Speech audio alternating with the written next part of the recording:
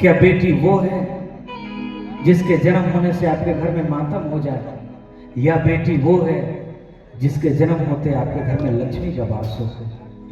जेकर बेटी होले वो भाग्यशाली होला। वो जब अपना बेटी की विदाई करेला, कतनो कठोर पिता भाई होकर सुनकर आंख से आंसू आ सकता। ये गाना हमने के बनैनी सब कि बेटी की परिभाषा क्या है।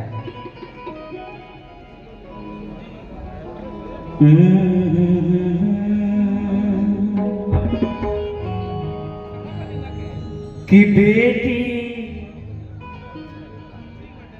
अंगना के तुलसी, जिसके जिसके घर में बेटी होगी और जो किस्मत वाला होगा उसके बेटी होगी, उसके घर में बेटी होगी। कि बेटी अंगना के तुलसी, घर के मान हो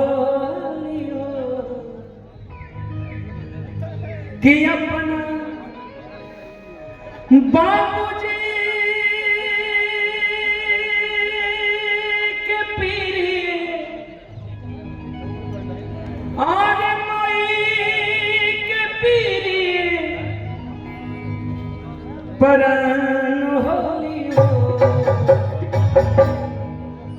वैसे भी बिटिया ये बेटी हो गेले वो अपना पिता के सबसे करीब हो गेले।